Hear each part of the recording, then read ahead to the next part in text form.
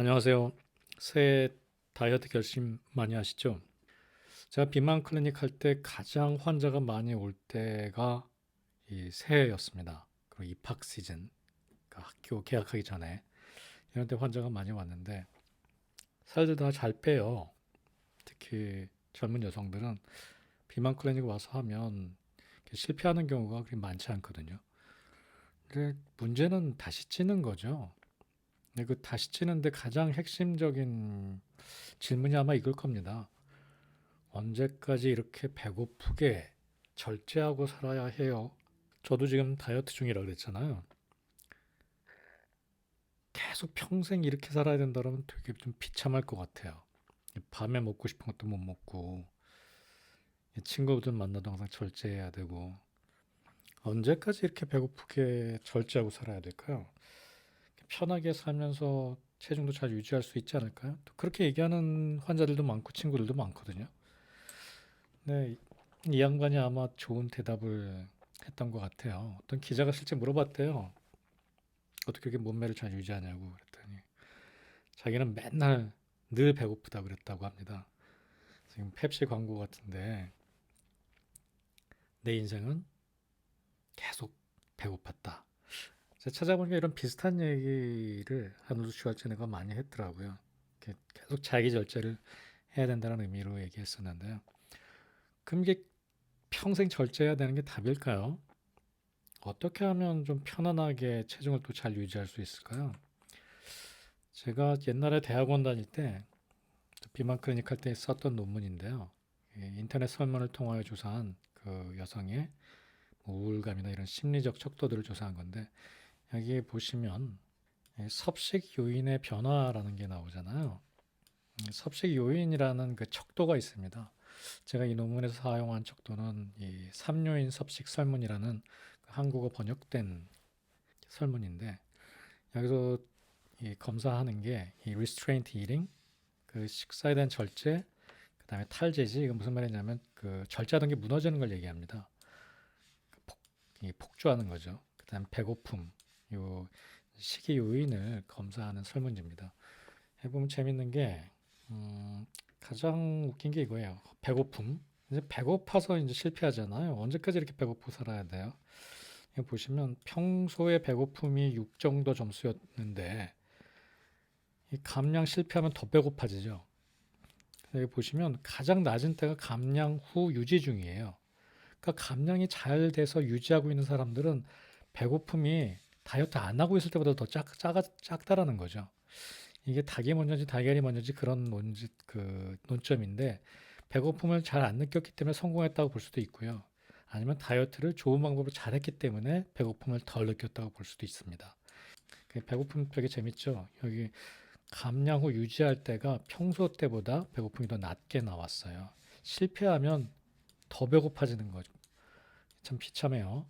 네, 그럼 이 헝거에 큰 영향을 미치는 이 리스테인트 이링은 뭐냐면 음식을 절제하고 있다는 느낌이에요. 음식을 절제하고 있다는 느낌은 평소에는 당연히 제일 낮겠죠. 다이어트 중일 때 높죠? 근데 배고픔은 낮은데 감량 후 유지 중에는 제일 높아요, 절제도가. 이거는 막 억지로 절제한다는 느낌보다는 나를 이렇게 끊임없이 잘 컨트롤하고 있다는 느낌입니다. 아마 아놀드 슈왈츠네거가 한 말도 아마 이 절제도를 얘기하는 것으로 저는 판단이 되고요. 이제 실패하게 되면 당연히 떨어지죠. 절제하고 있다는 느낌이.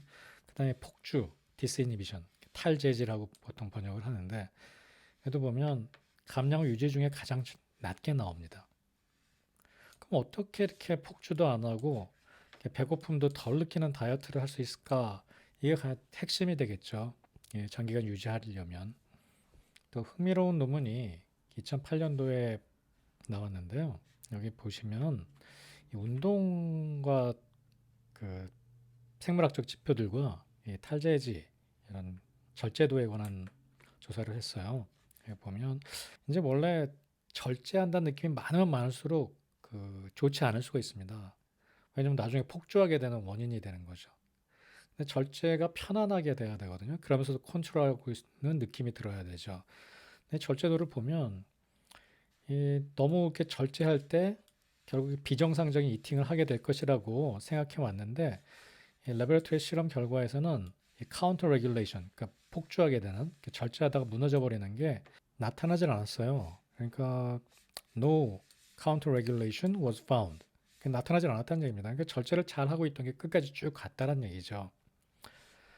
또 운동에 대해서 조사해 봤더니 이 엑서사이즈가 애프타이트 컨트롤 하는데 단기적이지만 긍정적인 효과를 보여줬다는 얘기입니다. 저도 개인적으로 많이 경험해요.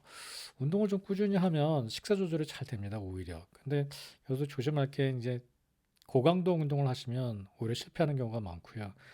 수영은 좋은 유산소 운동으로 알려져 있지만 식사 조절에 가장 어려움을 환자들이 호소하는 게 수영이에요.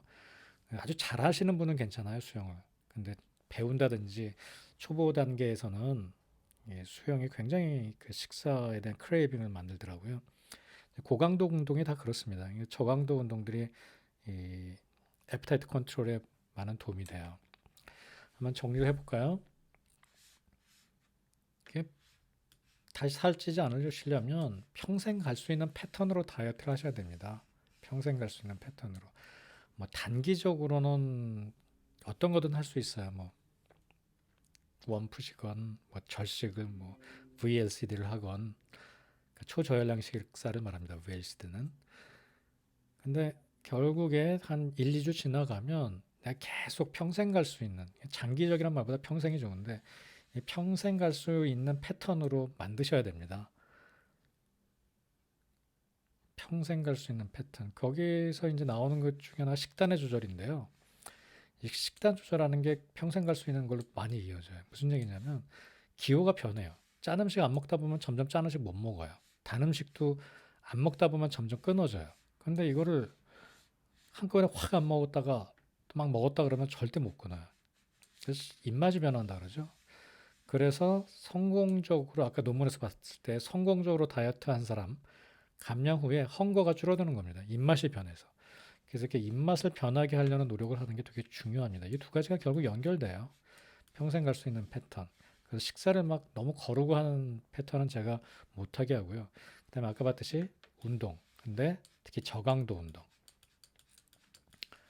그다음에 탈재지에 관해서 중요한 게 탈재지가 아까 폭주라고 했잖아요. 디스이니비션. 제가 환자들 보면서 가장 많이 하는 얘기 중에 하나인데 실패했다 그래서 자신을 실패자라고 생각하지 마라. 실패 다 하거든요. 다이어트 하면서. 어쩌다 친구 만나서 많이 먹을 수도 있고. 근데 실패 잘하고 느껴버리면 이게 탈재지가 돼버립니다. 갑자기. 실패를 받아들이셔야 돼요. 그리고 실패가 그렇게 큰 영향을 주지 않아요. 실제로요. 하루 뭐 많이 먹었다고 실패자가 되는 거 아니거든요. 그냥 다시 원위치로 돌아오면 됩니다. 실패자가 아니에요. 이게 X자를 쳐야 돼요. 그래야 탈재지를 막을 수 있습니다. 그래서 결국 다이어트는 오랫동안 유지한다라는 느낌, restraint, 그리고 탈재지, 헝거, 이거를 낮추는데 성패가 달려 있습니다. 그래서 평생 갈 수 있는 패턴으로, 그러니까 식사 거르지 말고 다이어트 하시고요. 입맛을 변하게 하는 게 매우 중요합니다. 그리고 평생 할 수 있는 운동, 저강도의 운동 하시는 거 너무나 큰 도움이 되고요. 그 운동 자체가 칼로리를 많이 줄이지는 않지만 이렇게 식사를 조절하게 하는 좋은 효과가 있어요. 또 근육도 만들어서 기초대사율도 높이고요. 그 다음에 탈재지에 가지 않도록 한번 실패했다고 해서 자신이 실패자라고 느끼는 일이 없도록 하시기 바랍니다.